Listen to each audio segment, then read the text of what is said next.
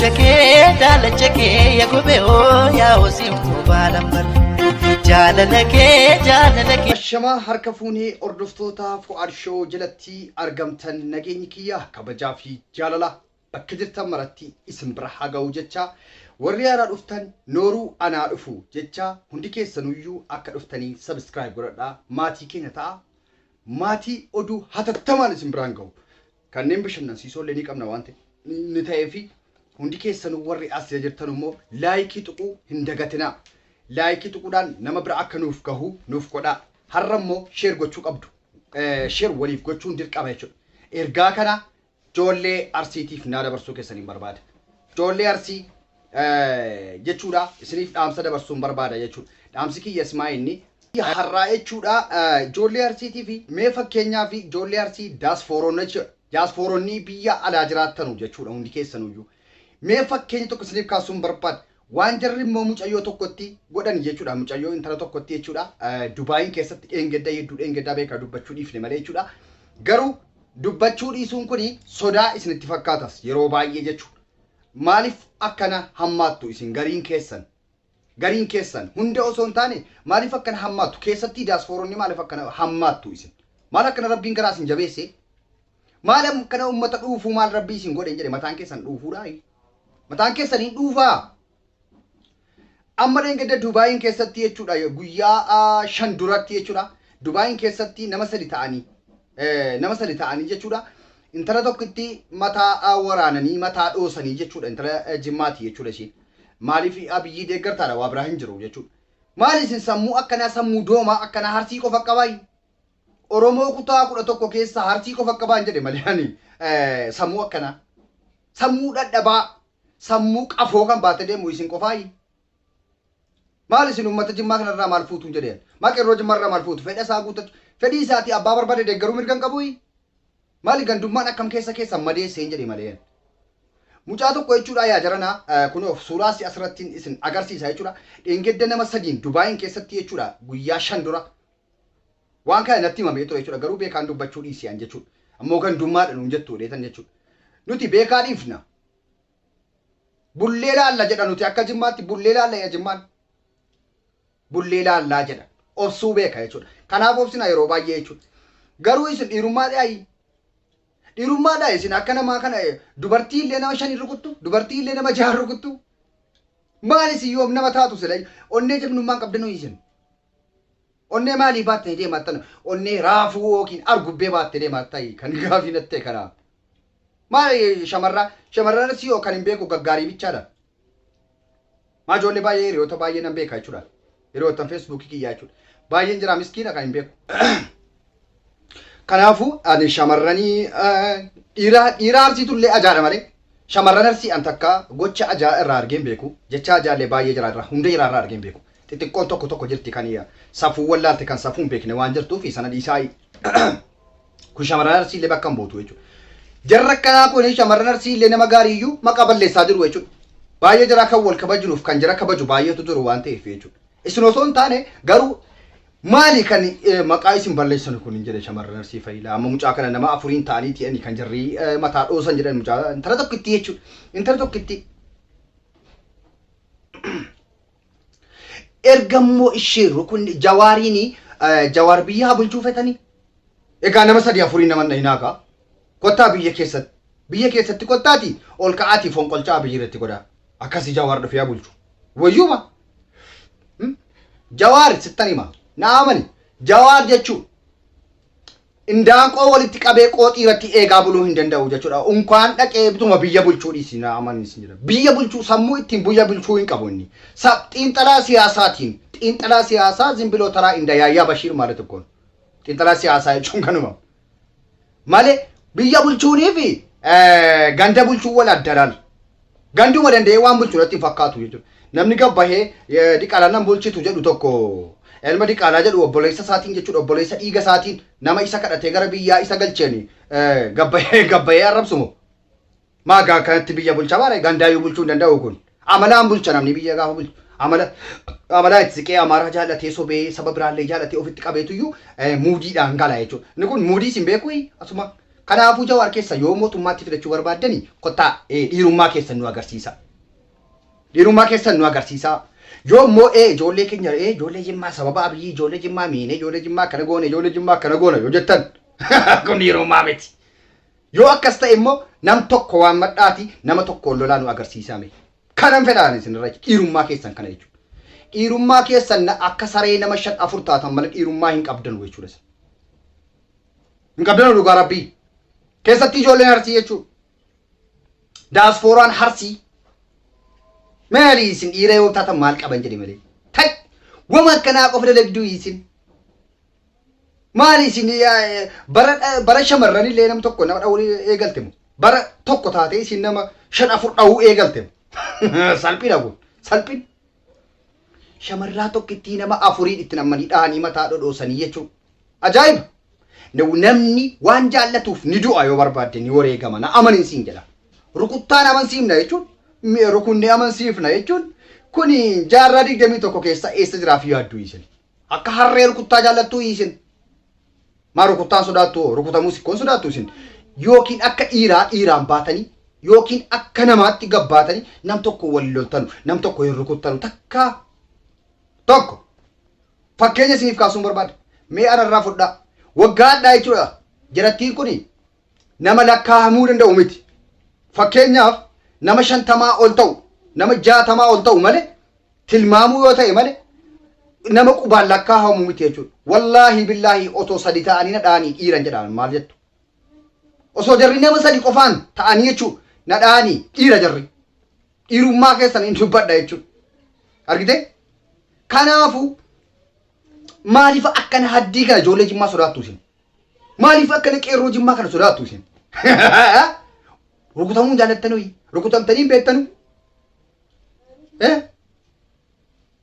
Maali isin akka harreetti yaaddu?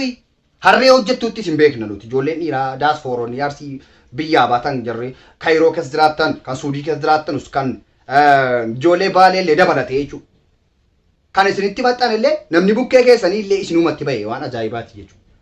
Baalee dabalatee jira karsaamiin tokko ni jira waan ta'eef jechuudha. Ollaa keessa waan ta'aniif isin jarri illee itti dhuufanii natti fakkaata walitti dhuufu natti fakkaata ollaadha jarri. Kanaaf akkuma keessan kana sammuudha dhabaa baatee deema jechuudha. Laali gaafa ana fakkeenyaan akkana irratti wanta kana raawwatamu ijoollee Harargee dhowwaa turan jechuudha. Ijoollee Harargee dhiisii anjii kan kaasaa turan ijoollee Harargee jechuudha. Baalee fi Arsii maaltu isin baraachisin? Ishii immoo dhiirummaa keessan girreettanii nam tokko miidhuun barbaadinaa isin. Tash! Mee dhiirummaa kee nam tokkotti agarsiisuu bari. Rarraafachuu bari mee. Harree qofa nama tokkoon hojjechuu beektu isin. Harree qofa nama tokkoon hojjetama. Harreeyyuu nama 3-4 taraa darbitu jechuu beekna kan nuti beeknu jechuudha. Maali isin sammuu akka harree uumatti fudhatanii kaatan jechuudha akkuma jettanuun akkuma harree albaasaa baatan sammuun keessanii duukaa isa ta'e jechuudha. Teeshiniin keessan duukaa harree ta'e jechuudha. Harreen guyyaa dhiyoo yeroo lafti dhiyeen galti gara mana isheetti yaaqi. Fakkeenya jechuudha. Tilmaamamuun hin danda'amu jechuudha. Tokko jedhame ammas gaafa ana rakkanti fakkeenyaaf ana irratti kan raawwatamu tokko jechuudha. Inni lammataan immoo hundinuu maaksii kaata akkan jira addan baafanneef jechuudha. Wallaahi billahi maaksii hundinuu jechuudha. Eessaa walii beekareen nam tokko keessaa barachuudhaaf yaalii ani hin godhin jiru garuu wanta keessaa bariin jiru hundinuu maaksii kaate jira. Ajaa'iba! Amma kunoo koomantii adda addaa jala deemanii nuti ana inni akkana si godhe inni akkana si godhe laa kun dhiirummaadhaayi. Kun dhiirummaa miti. Osoo dhuguma dhiira ta'ee osoo dhuguma rarraafate ana jedhee abbayeetu naa wallola jechuudha. Naa wallola dhiirummaan kanatti beekna jechuudha. Jarri ani immoo keessaa adda baasee beekuu danda'u maal godhanii dhaabatanii jarri. Dhaabataniituyyuu ijoollee isa kan as guuroo jechuudha. Maaliif yoo wayii nurra kunde jechuufi nan beeka jechuudha. Jarri kaanoo fuula dhuskatti maan beeknutti hojii akkanaa hojii gaddeebii akkanaa dalagdu. Mee dhiirummaa keessan nutti agarsiisuu nan barbaada. Nan barbaada. Ilmaan leencaa tuquun nama 20 ta'uu sin barbaachisu jechuudha. Leenca tokkoyyuu nama 5 galaafatama dur jechuudha. Akkatti Abiyyiin gowwaa jedhe. Kan akka keessanii kanatu uummata nagaallee arrabsiise jechuudha. Dhugaa dabar. Leenca ajjeesaa jedhee achitti mee akkas akkuma san namticha isaa gowwacha leencaa ajjeesuu dhaqee sana taa'ame meeshii ta'u dhaqee ajjeesaatti du'uunis hooma jiru waan ta'eef dhiirri akkasii kan nuti beeknu jechuudha yookiin ajjeesaa yookiin ajjeefama jechuudha ala balazaa dammoo yiggaddaadhaan waan nagar noo bakka gaafas jechuudha tokkoon si maaksii ofitti hin baamne wallaahi laazimaa kakadheen isiniif hima jechuudha osoo dhuguma dhiirummaa ta'ee fuulaan as baheetu namaa wal lolama jire na beektika naala abuuk yaani hin beektaatuun fuula kee beeke yookaan immoo guyyaa 5-4 akkasiin mana keessaa gadi hin baane anatu ragaa baay'eetu tura jechuudha ijoollee kairoo keessa neemaroo billaafoota deemaa reennaan jechuudha as keessa tokkoon keessan boolii boola ugabba'u diddee jechuudha mana keessatti shamarran waan argisiifiddeena nyaataa turte jechuudha maal isin yoo dhiira taatanii na boonsitan maal qaban jedhamu ayna imaarati ati abiyyi deeggartaa jedhiiti kottuu na qabuudha kana dhiirummaa kan hin beeku nam tokko qofti gaafas dhiirummaa walii ilaalta jechuudha agite yoo kana hin taane immoo jawaar keessan akkana sodaattanii mootummaa ta'uu hin danda'u naa manaa isiniin jedhan jawaar keessa immoo akkanatti mootummaa miti ija mootummaa bulchuudhis biyya bulchuudhis indaanqoo walitti qabee bulchuu hin danda'u isiniin jedhama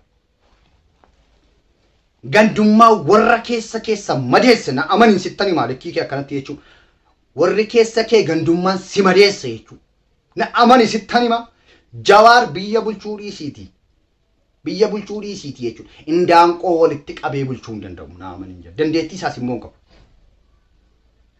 maal jawaar keessan guyyaa tokkoof takka guyyaa tokkoo fi qeerroo sababa maqaa isaatiin du'aniif guyyaa tokko kafana bitee beekaa jawaar maamman kanaaf immoo birriin qaba birrii oromiyaa guutuu sana finfinnee guutuun qabdu sanan qaba jedhee bookkisaa ture miidiyaarra taa'ee jawaar keessan maal akkam soban jedhee isinumatti bahee tokkumaa isin hammas immoo hin sodaadhu jedhaan turre jawaar boroo keessaa wanti ta'e kashashattee naan immoo sumaanii gaaf tokko qeerroo na marsaniiru hin jennee maa dhiira jechuudha amma jawaar dhiirummaan isaanumarraa ka'e jechuudha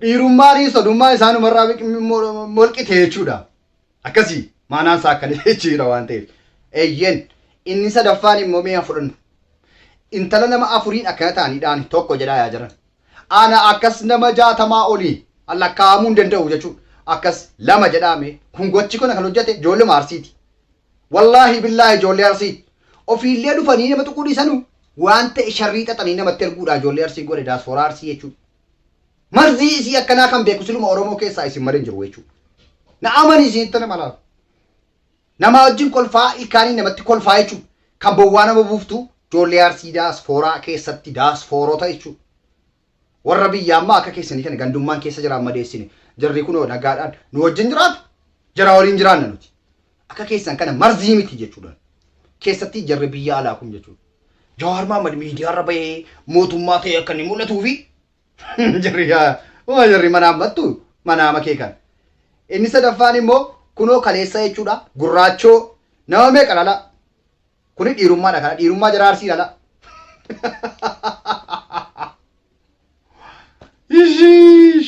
wallahi laazim isinin tuffadhean angara kootti aan isinin tuffadhe na amana dhuguma dhiirummaan kan ani beeku dhiira tokko wal qabuudha kan hin beeku hammatu guyyaa gaafasii jechuudha osoo guyyaa gaafasii nam tokko ittiin qofti achi keessaa na tuqe yookaan namni lama qofti anaa wal lole yoo dhaabattanii ilaaltanii isin maal rakkoo maalii qaba mare maa dhiira tokko miti aan dhiira tokko nama 60 dha'uu qabaayi asfalligim kanaafu wandinataachuun istii arguu barbaanna mee nam tokko lolaatiin agarsiisame isinitti hamboona jedha warra kanaafu abiyyi immoo jechuudha ganaa isinirra taa'ee isin hojjetee isin bulchanaa amaniin isin jedhama gad isin deebisee manaammatinaa yoo gandummaan maaliif biyya keenya keessaa Jawaar mootummaa ta'uu dhiise yoo ta'e lakkii Oromoon kutaan 11 martee sababa Jawaarii mootummaa kennuutiif qabsaa'ee du'e miti manni kun hundi gowwaa akka harreetti yaadu baay'ee keessan jirtu jechuudha Jawaar keessan Abiyyi keessa ilaa naa mana Abiyyiin Jawaar keessanii ittiin qixxaachuu miti ዘበኛ ሳተው እንደንደው ዘበኛ 4 ኪሎ ተው እንደንደው ጀዋር መሐመድ ከነበደ ኡታላ መለኝ ጫባን ይጀላ ኦሮሞ የሮማ ማኩች ኦፉማ ፉታላ ነው ኦፉማ ቂሰን ይዛን ኦፉማ ፉፍ ጨብሰን ይቹ ደናምት ይቡ እንጆ ሼር ላይክ ጎዳ ላይክ ወሊ ጎዳ ሸርሸር ወሊ ጎዳ ጆለ ደደበርሳ ወሊ ዳሃ አዱንያ